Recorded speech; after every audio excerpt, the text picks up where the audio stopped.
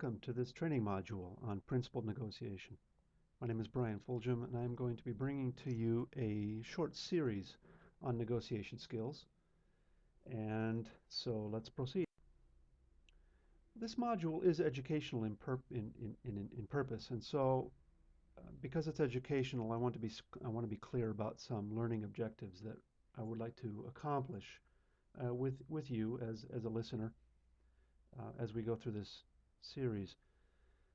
Upon successfully completing this module, my hope is that each of you learners will be able to do a variety of things, including explaining and implementing certain basic negotiation principles.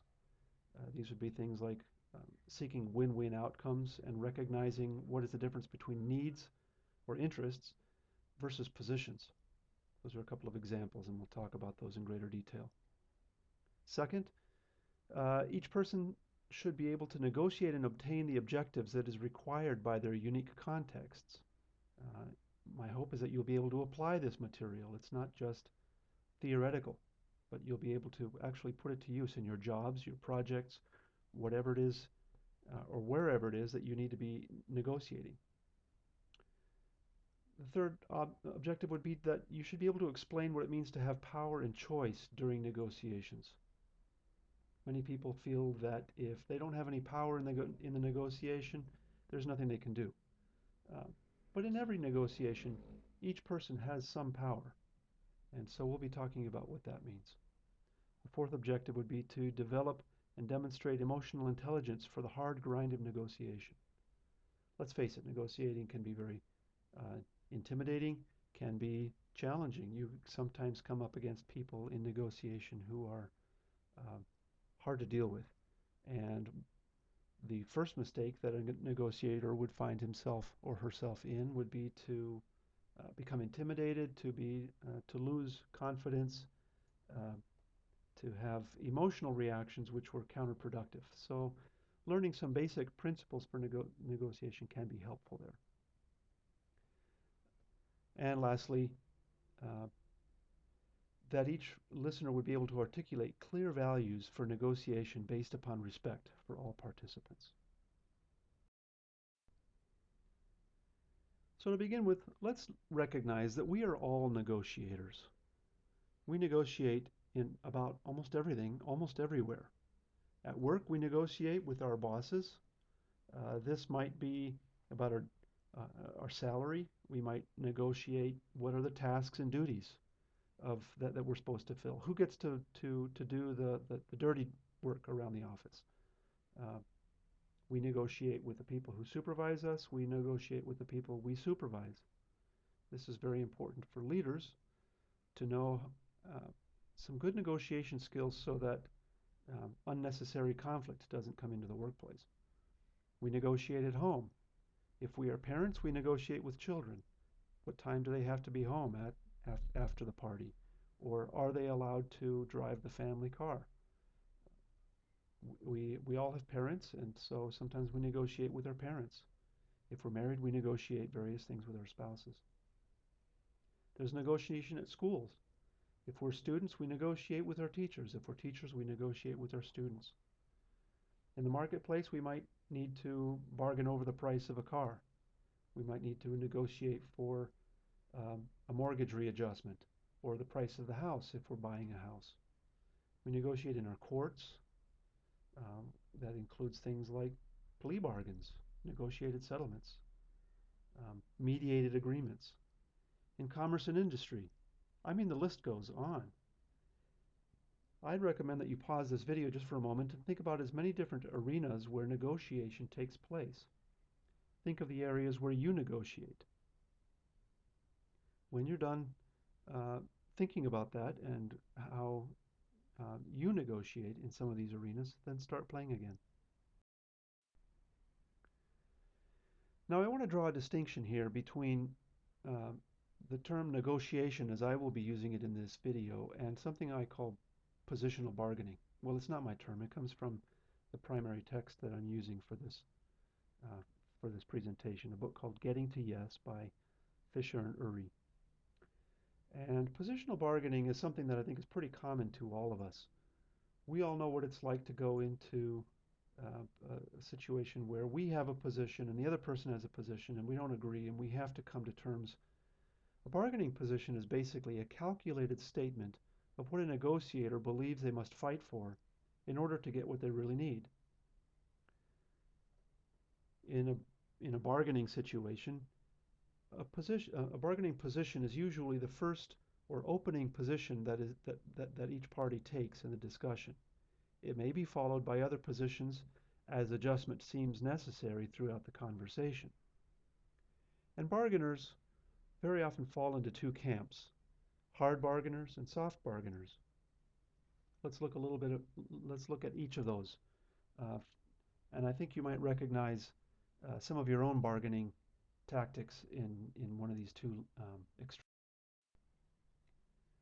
To begin with, hard bargaining follows a normal pattern where the participants in the bargaining are adversaries. They're struggling with each other to get their way. Very often they're playing to win, and winner takes all, or winner takes most. By all means, the winner takes more than the other guy. When you're bargaining hard, you state your position, you dig your heels in, and you stand your ground. You struggle as hard as you can to not give in territory. Very often in hard bargaining, you don't fully trust the adversary that you're bargaining with. You feel that they are probably trying to take advantage of you, so they're giving you a calculated bargaining position which is inflated or deflated if you're the one with the higher position. And so if your adversary can't be trusted, you'll be willing to mislead them if it helps you gain ground. Hard bargaining is very demanding. You insist that the other party give up ground in order to keep you in the game. Otherwise, you'll walk away. In hard bargaining, you create as much pressure as you can because you feel comfortable with that. And you know that creating pressure for the other person might cause them to cave in. Pressure is a resource for the hard bargainer, for winning. Now, the soft bargainer, on the other hand, will be somebody who plays nice. And there is a common pattern for soft bargaining as well. The soft bargainer wants to make sure that both parties to the negotiation are friends. Try to make it friendly, kind. They want to do whatever they can to reach a peaceable agreement.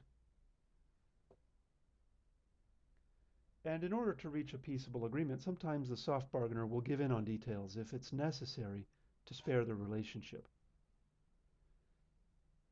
They'll tend to be more trusting, and they will offer concessions rather than demand concessions. They'll be more often willing to change their position if it means that they will be able to maintain an ongoing pleasant relationship. If the other side brings pressure to bear, a soft bargainer is more likely to yield to pressure, possibly even to accept losses if it's necessary to reach an agreement. So you'll see between hard bargaining and soft bargaining, you see two very contrasting styles of bargainers.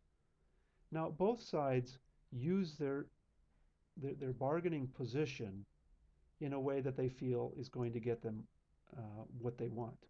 It's just that the hard bargainer has a greater focus on winning, and the soft bargainer has a greater focus on maintaining a relationship. Now, I like this funny little graphic that I have here on this slide. The proverbial wolf in sheep's clothing.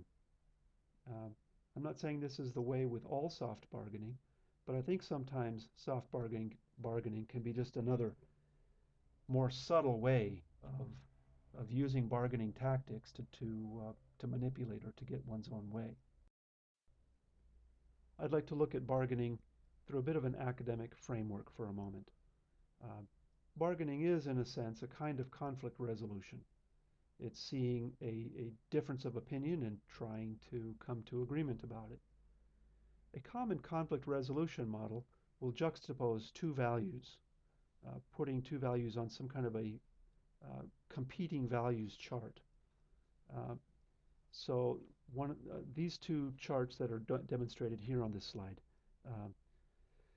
contrasting a priority on task versus a priority on relationship, or contrasting priority on assertiveness versus a priority on cooperativeness. I think both of these two sets of terminologies are almost parallel. They're pretty close to each other. Now, in bargaining, as we've seen in hard bargaining and soft bargaining positions, people often uphold one value at the expense of the other. It's that the hard bargainer is valuing task, getting the task done, getting my way, um, or being assertive, being pushy, putting on pressure, uh, in such a way that undervalues the relationship. We're just talking about the two extremes here. There are blended approaches in the middle, but we're talking about the two extremes. Hard bargaining is going to lean one way. Soft bargaining, on the other hand, will tend to value the relationship or being cooperative. We need to make sure that everybody's okay here in this negotiation, but sometimes that means not everybody actually got uh, the job done. Soft bargaining can lead to compromises, sometimes compromises that aren't fully satisfying. We'll talk about that more in a moment. So it's looking at these competing values and leaning one way or the other that is what leads us to the hard bargaining or the soft bargaining position. Now, the outcomes of bargaining, as opposed to the forms of negotiating that we're going to talk about soon, are these.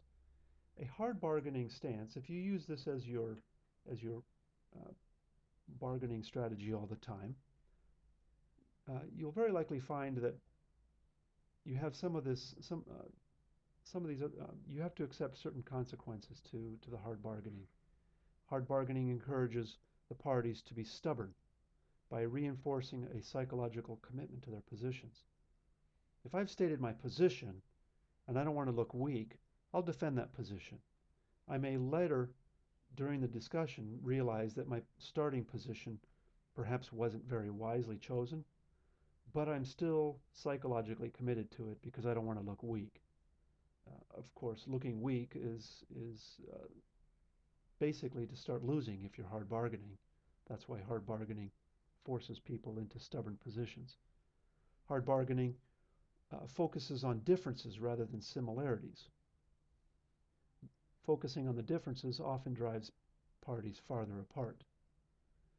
Hard bargaining causes the parties to lose ground in the long run by planting the seeds of future conflict.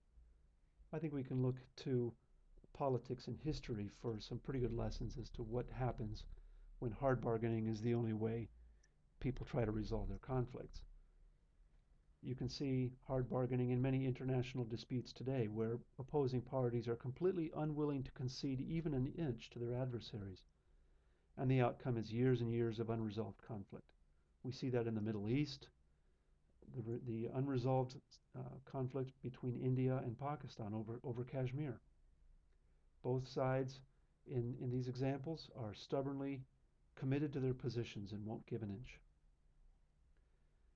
It's not that hard bargaining always leads to a bad outcome. It's just that it so ironically does very often lead to these challenges.